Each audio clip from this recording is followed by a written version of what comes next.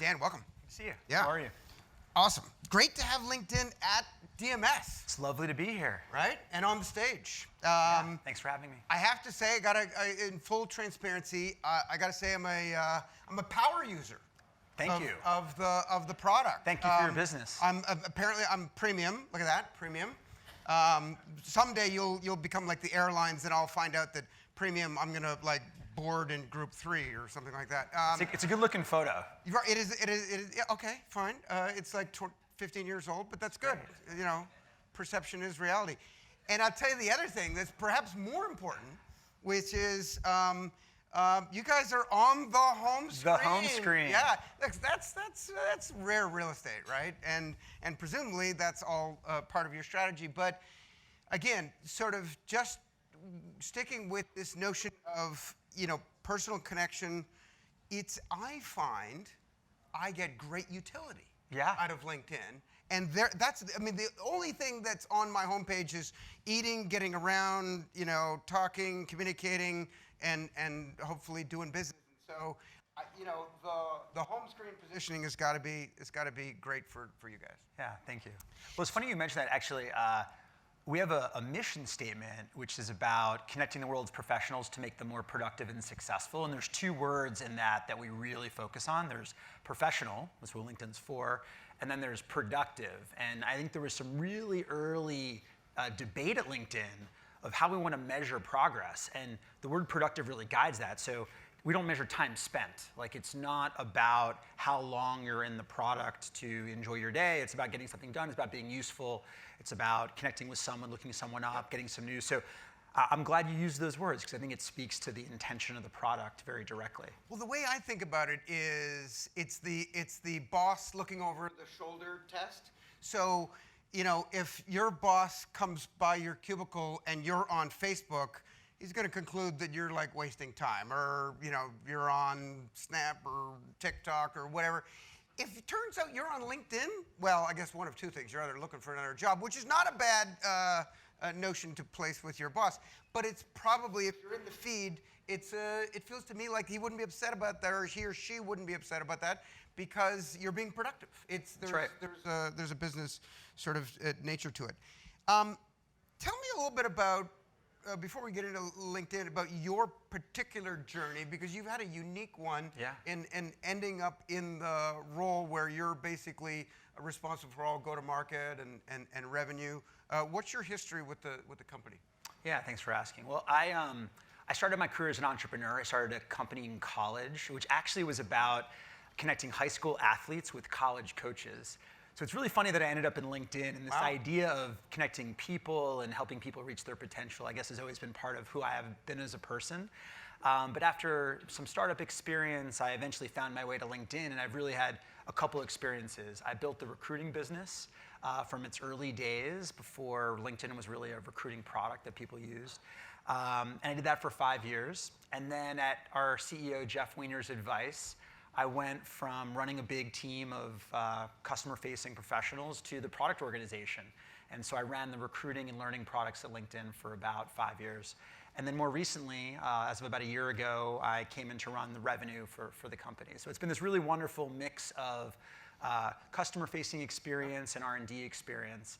And I think it's actually really shaping the way the company's thinking about products, because we really think about customer value in every conversation. And part of something that I've gotten out of my product experience is having the revenue team think about how customers are getting value and creating a common language with R&D to say, well, what are we solving for here? Like, if ultimately the business that we're going to grow is going to grow based on customers being successful, then do we have a language? Do we have measurement? Do we have a system by which we understand, like, how are customers doing? And I think that's been it's been a great evolution for LinkedIn as a company. Well, I like this notion of product experience, because it's when we have conversations, in particular with tech, when we, LUMA, an investment bank, has conversations with large tech companies, oddly enough, we often have those conversations with product. Yeah. And the reason being, it is, when you think of proactive M&A, we're not hawking, mediocre companies that happen to want to sell, in which case you would just call corp dev and say, hey, here's the book, and what do you want to bid? Bids are due next Thursday. Instead, we're sort of sitting down, talking to companies about what could they and should they do. So it's a proactive, strategic sort of dialogue. And it turns out that product is key to that, because it's build versus buy, and it's sort of irrespective. It doesn't really matter whether it's organic growth or inorganic growth. The strategies all emanate, or at least get well informed by product. So I got to imagine that helps you in your day job on the revenue side.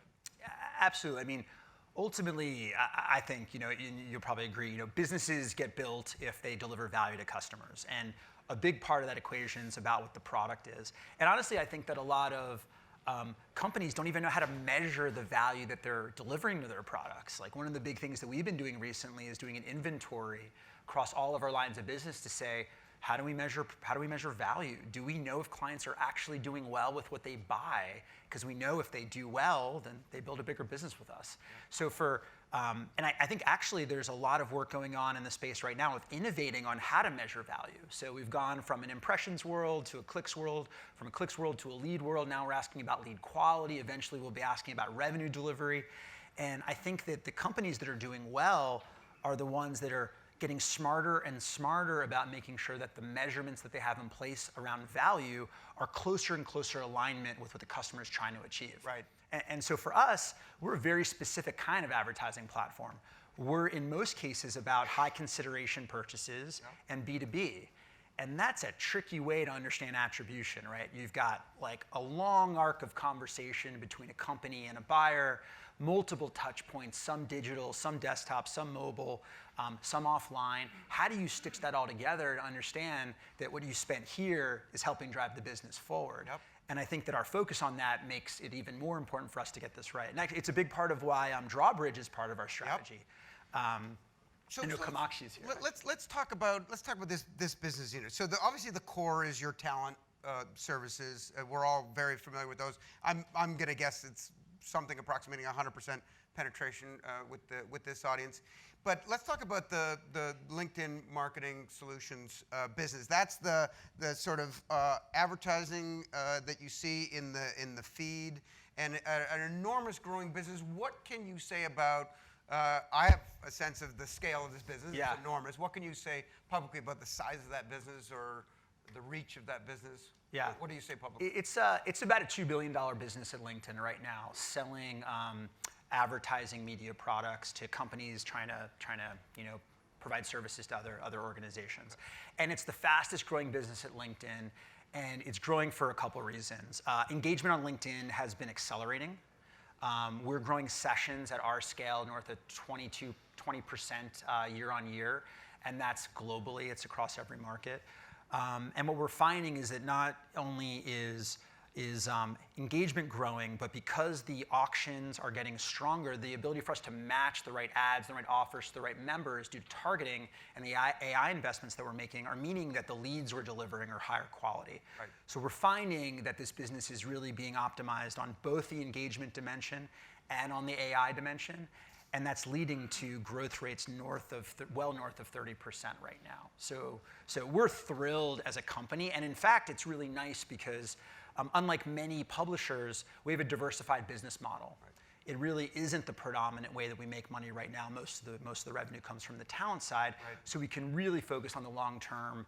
And it's been thrilling to watch the investments made years ago in engagement and the ad auction paying off like it is today.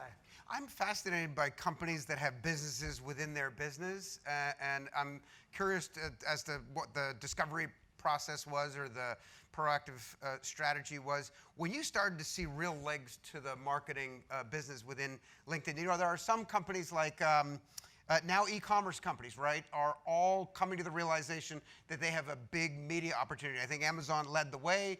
They're now over 11 billion in revenue on their media business. And Walmart and Target, which we'll hear from this afternoon, Best Buy, Kroger's, all of these companies with massive traffic that, let's face it, they're directing towards a core business. It turns out all that traffic can be utilized in a marketing and media capacity. Was it A, an accident? I'm pretty sure that's not the case. But B, how do you think of, it's not just revenue diversification, how closely aligned is this sort of marketing with your core products? Well, I think it's incredibly aligned, and the reason is because of the scale, the context, and the intention. So I think that like the examples of the companies that you mentioned, Amazon, as an example, the reason Amazon can build this beautiful advertising business is because people come there for a reason. They're trying to figure out what to buy, and so the intention is strong, and that intention aligns with a targeted need. And if you can line up an advertising moment in that flow, it's a great business. Now, LinkedIn has a lot of the same characteristics. We've got hundreds of millions of people using the product. They come in a professional context that's very specific. We know a lot about them, which means we can show them something that's relevant. Yep. And ultimately, that intention of being curious about a professional topic or wanting to research a product or service, that's the perfect moment to show them something that might be of interest. And so I feel like what makes the flywheel of LinkedIn spin is that people come with this intention, and the advertising model is so well aligned with capitalizing on that intention. And there's like a certain authenticity, right? That's a big buzzword people throw out these days. But the connection between that business and the core seems sort of symbiotic and differentiated, right? If you were just yet another network, I mean, kind of who cares? It would be sort of swappable, but one goes to LinkedIn for a reason. The other thing that I've found, and this is from my own sort of habits, is I find great utility to the feed because there's a lot of relevant, business-centric content on there. And, it is very hard if you're a B2B marketer these days to get any kind of organic scale across these large networks. Facebook's basically eliminated organic reach. And yet, I find the stuff we post, LUMA, when we post something on LinkedIn, it gets tremendous traffic. Well, it's because it's why people are there. I mean, the reason people come to LinkedIn is they are interested in what's going on in the world around them from a professional perspective, and you're sharing a professional perspective. So it's perfect for some thought leadership or showing people what's going on in the world if that's what they're interested in. And like one of the things that I've thought was so interesting is the editorial flywheel that we're also creating. So yes.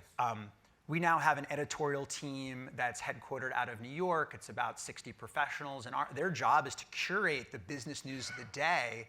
And in a world where it's hard to know what to pay attention to, it's hard to know what to rely on, this team has built a brand of being an unbiased, just what's going on in the world around. And what we're finding is that CEOs are coming to our editorial team saying, I would like to break a perspective to the world, and I'd like to do it on LinkedIn because I don't get trolled. Like, I mean, right. It's a place where being highly antagonistic is just frowned upon. Like, it's just not work appropriate. And if you think about it, it's not professional. Like, if someone came into work and one person in the room had a perspective and everyone else someone else started beating on them, like, that's just not okay. That's not how work is supposed to be done. There's a way to have a point of view. There's a way to be constructive. And I think we've tried to build a product that models a productive workplace. And so what happens when an executive comes onto LinkedIn is that many people will be positive. Right. Some people will be constructive and negative. A few people will be passive aggressive. It's okay. But by and large, it's a very different environment than what these leaders are used to on other platforms. And I think that's a reason why they want to tell their stories through LinkedIn. Yep. Less shouting in the room. So if you look at the agenda for today, we've got a lot on the notion of data and data strategies. I want to sort of talk about this summer you acquired Drawbridge, a significant acquisition for LinkedIn in particular, as you are taking that capability and really bringing it in-house and not necessarily pursuing all of the ways that Drawbridge was serving other customers. Tell us a little bit about the philosophy of that transaction, what you think it does for the LMS unit. Sure. I mean, it's two reasons. We tend to acquire companies because they have great people or they have a great product on strategy, and this was both. So we think Kamakshi and her team is just world-class. They are the best in the world at the thing that they know how to do, which is how to resolve identity across devices and platforms. And in our use case, most of the reason that advertisers work with us is they're trying to nurture a client over a fairly large decision, whether that's making a technology purchase, it could be deciding upon an educational experience. But these are the kinds of things that take lots of touches over a period of time. And so being able to understand how to attribute value over a long purchase cycle is a big part of what we're trying to do, so we can service it to clients and they can make better decisions about how to work with us. And so it was just so on strategy for what we were trying to accomplish, and then the team was just amazing. And it can be deployed in a way where it's consistent with our members first ethos. So LinkedIn has a set of values, and the number one value in LinkedIn is called members first, and it means that every decision we make as a company starts from the premise of, we first ask ourselves, well, what does this mean for the member? And we have a set of trust principles that we've adopted around clarity, consistency, and control, and we felt that the Drawbridge technology could fit very neatly into our beliefs around trust. So it was sort of it was a great across the board acquisition. So for us. I'm glad you brought up the notion of trust. One of the things we talk a lot about is the breakdown of trust that seems to have taken place in the digital ecosystem. A function of that is the privacy, concerns that pervade the entire industry. But there's more to it than that. And we've talked about the importance of first-party data. It seems to me like trust, first-party data, no trolling, known identity. These are all things that you're utilizing as a comparative advantage. I mean, I think we're very fortunate to have generally avoided the recent news cycle. And I think we are generally seen as the most trusted social platform out there right now, as sort of per the studies that are done. And it's been a big part of the DNA for the company. LinkedIn is around quality interactions in a professional context. We think that the investments that we've made for a very long period of time against that are now being appreciated in a bigger way in the world. And I'm very thankful that Jeff, our CEO, came in as CEO of LinkedIn with very strong points of view on this. I mean, he has a belief around what it means to show up in the right way, and what it means to have the right relationship with your users. Like, when you ask them for things, they know why. If they don't like how you might use them, they have controls that you don't change your point of view from time to time based on how the business needs to move. You're very consistent. And I think we've been using those things for a long time. And I'm honestly glad that there is a greater focus on this generally in the world. I think it's going to be good for the industry, and I think that it's going to be good for people. So this summer in Cannes, I had lunch with Tomer, your product lead at LMS, Israeli sort of engineering type product guy. And I was very impressed with his sort of dispassionate, objective perspective on build versus buy, because these Israeli product guys, not invented here, they think they can build everything, the other companies are never as good as my team. That's the general sort of attitude, and yet he was like, look, we felt we needed this capability. As you mentioned, Kamakshi's awesome and her team is very, very deep. And he said, yeah, build it, buy it. I was impressed at the sort of objectivity of that approach. Is that indicative of how Microsoft LinkedIn looks at things, and can we expect to see more?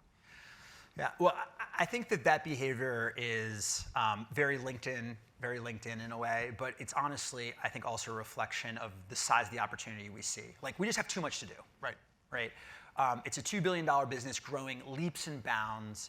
The opportunity is nearly infinite, and there's just so much work. And the question of, well, how do we get the best people on the bus to solve the biggest problems in a way that no one's ever solved them before? Sometimes you can do that yourself, sometimes you need help. And I think that we're very open to the idea of the best people in the world being on our team, whether that's in the company already or people that have yet to be part of the family. And I think we've actually had a lot of success as a company making acquisitions, and the people that come in taking bigger and bigger roles over time. So the person that runs our sales solutions business came in through an acquisition, Doug Campbell-John. For a period of time, the person that's running our talent business now came in through an acquisition called Connectifier. So we found a lot of success taking really amazing entrepreneurs, putting them into a platform where scale is possible, and giving them access to the first-party data that exists within the economic graph, and seeing what happens, and it's worked out pretty well. Very cool. So how big is big? Like, what are your goals for how big this business can be? Are you gonna challenge the talent side on revenue? Oh, I think it's going to be a pretty interesting race. I think that from an opportunity perspective, the role we can play in advertising is probably in the long run bigger than the role we can play in talent. Wow, wow. So, so finally, I'm afraid we've misled the audience. You know, we've talked about seriousness and no trolling and a professional environment and all of those sorts of things, and yet. Am I about to be trolled? I just discovered something about you, Dan. I mean, look, everyone here knows me, right? I'm kind of crazy. Here's me dressed up in a variety of costumes. I'll do whatever, right? All in the name of LUMA and our clients. People have come to expect it. You see the sign on the way in? Are you a pirate? What is this? No, that's Les Miserables. Oh, got it. But yeah, yes is the answer. But I have discovered that I'm not the only one who dresses up for their company. Ladies and gentlemen, appearances are not what they seem. Tell me about this. You're a passionate, you literally wear your logo on your sleeve. Yeah, so this jacket lights up, by the way. We don't have lights on right now, but God damn it, he's outdone me. You got the wrong photo. But we have a kickoff meeting every year, and 6 years ago we decided to host a talent show. And I decided that the way I would host the talent show was by kitting myself out in a LinkedIn suit head to toe. This is actually the 5th version of the suit every year. I add something new to the ensemble. So there was a white version. This is now the blue version. It's the best career investment I've ever made. Like, I can tell you, I think I've got 10 grand in LinkedIn suit expenses that I've built up over the years. But the number of people that come to me around the world that the first question they ask me is something about work, and then the next question they ask me is about whether they can get a photo with me in my suit. It's just a way to engage with people. And I'm sure when you wear these things, people come up to you and they're like, "Can I take a photo?" I know what you mean. Yeah, it's a nice way to connect with everyone. Well, look, it's great to see. It feels to me like, since Satya took over at Microsoft, that Microsoft is back, right? It used to be the, Luddite-esque sort of software company, a little brutish in the marketplace. It's now regained its cool. It's also regained its stock appreciation. LinkedIn, not dissimilarly, right? It was sort of like the boring utility you would visit every time you wanted to update your resume. Now you go to it with a much greater periodicity, and it seems more useful and cooler in a way. And maybe this explains part of it is, for that, you got to have some passion. Dan, thank you very much. Thank you so much. I appreciate it. Thanks.